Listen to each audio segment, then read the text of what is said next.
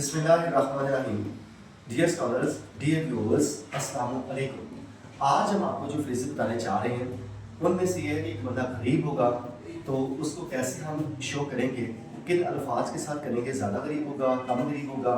इस तरह कोई अमीर होगा तो हम किन किन अल्फाज से फ्रेजेस से उसका इजहार करेंगे, कोई ज़्यादा अमीर होगा तो कौन से हम फ्रेजेस उसके यूज़ करेंगे। इनके साथ जो है वो वेट करने का हम बोलेंगे या भाई इंतज़ार करें, तो हम किन अल्फाज से किन फ्रेजेस से कहेंगे कि आप वेट करें। इस तरह किसी को गुड लक के लिए और बैड लक के हम फ्रेजेस आपके लेके आए हैं, बड़े कमाल के हैं, तो वो आपने किस तरह इजहार करना, मतलब बना जो है वो खुशकिस्मत है या फलां बदकिस्मत है, तो ये उसकी लक कैसी है, वो लकी तौर पे कितना जो है वो आगे निकल चुका है। तो इन फ्रेजेस का इजहार करने के लिए हम स्टार्ट करते हैं phrases for being rich and poor. एक बंदा रिच, पहले रिच का स्टार्ट हो रहा है। एक बंदा जब अमीर है तो किस तरह करेंगे, हम कहेंगे, और गरीब है तो किस तरह करेंगे।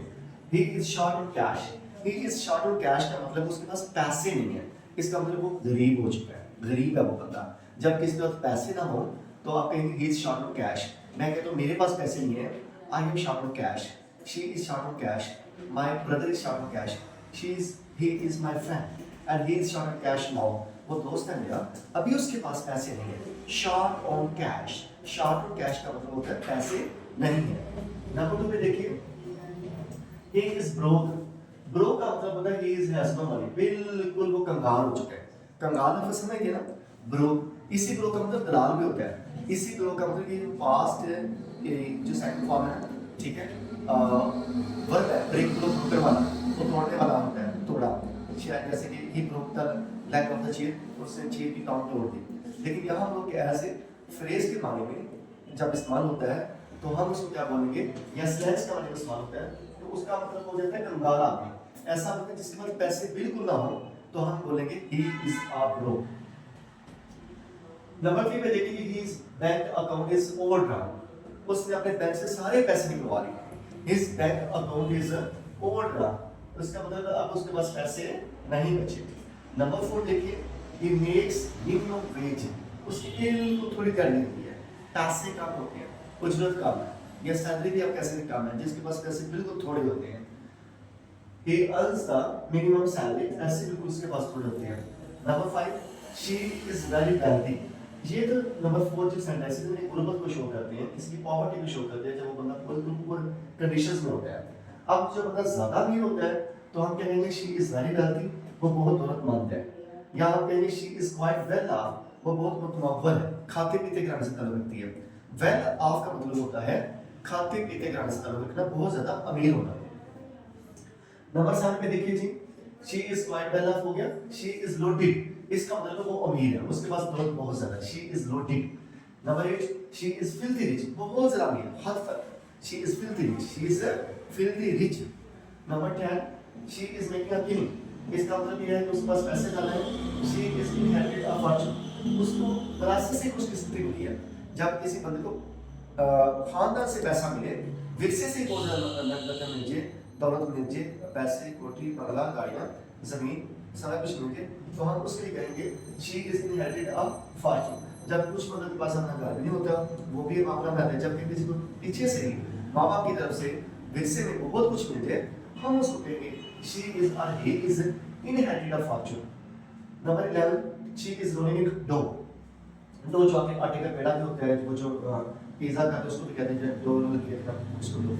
लेकिन she is rolling on the dough का मतलब होता है वो पैसों में खेल रही है, वो पैसों में खेल रही है। डियर ऑडियंस और dear viewers, phrases for telling someone to wait. जब आपने किसी को कहना तो भाई इंतजार करें, मैं बिजी हूँ या काम कर रहा हूँ, थोड़ी देर ठहर के आपकी बात सुनता हूँ, तो हम क्या करेंगे, किस तरह करेंगे। हम एक minute give me a minute please, एक मिनट मुझे आप दे सकते हैं, then I will give you my attention, फिर मैं आपको तवज्जो देता हूँ।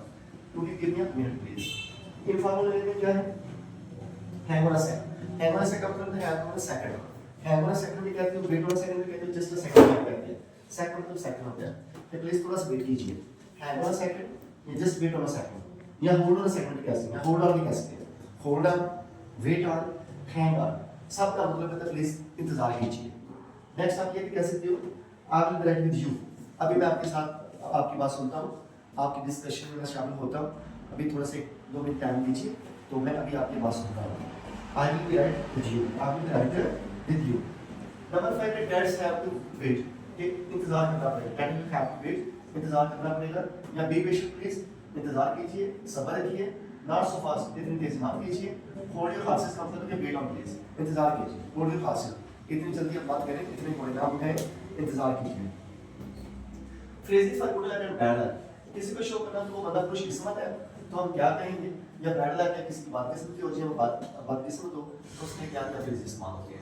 गुड लक खुशकिस्मती के लिए गुड लक, या बेटर लक नेक्स्ट टाइम, अगर कोई बंदा नाकाम हो जाए तो उसको जो है जैसे कि पंजाब यूनिवर्सिटी है, जब किसी बच्चे की सप्ली लगती है तो वो ये फेल लेके नहीं भेजते, लिखते हैं बेटर लक नेक्स्ट टाइम, अच्छा सेंटेंस है, किसी को उम्मीद की बदल लग जाती है, तो बेटर लक नेक्स्ट टाइम का मतलब होता है फिर से दिस आफ्टर फेल, जब कोई बंदा किसी चीज में फेल हो जाता है, किसी भी अपने मकसद में वो नाकाम होता है ऑब्जेक्ट में, तो फिर आप क्या कहते हैं better luck next time and you hope they do better next time, और उम्मीद होती है कि वो बंदा बंदियां वो लोग जो होते हैं नेक्स्ट टाइम इससे बेहतर करेंगे और इंप्रूव करेंगे और सक्सेसफुल हो जाएंगे।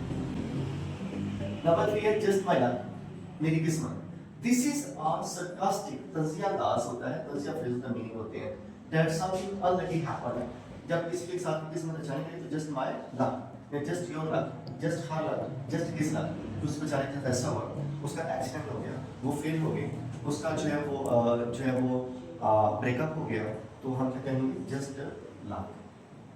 लकी शो, लकी कहते हैं जब कोई खुशकिस्मत हो तो हम कहते हैं लकी शो, या that was a stroke of luck, इसको ये हम कब इस्तेमाल करते हैं a sudden event of good luck, जब खुशकिस्मती हो जाए तो हम कहते हैं that was a stroke of luck, जब खुशकिस्मती से किसी का जो है वो लॉटरी निकल आए तो हम उसको बोलते हैं, या कोई वैसे सक्सेस हो जाए उसकी जिंदगी में मिल जाए।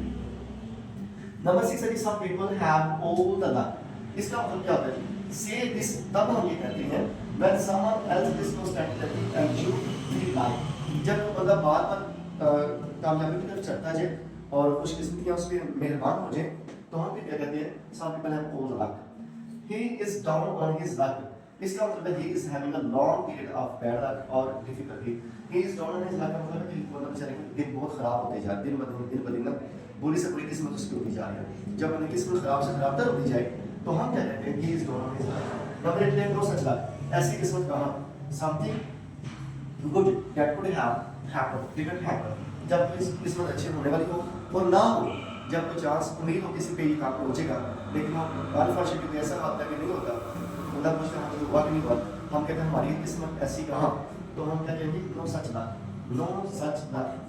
लास्ट वन है व्हाट आर लक, इसका मतलब बड़ी खराब किस्मत, फूटी किस्मत, जब इस किस्मत की स्टार्टिंग खराब होती है तो हम कहते हैं नो, आप क्या कहते हैं जी what rotten luck, what rotten luck।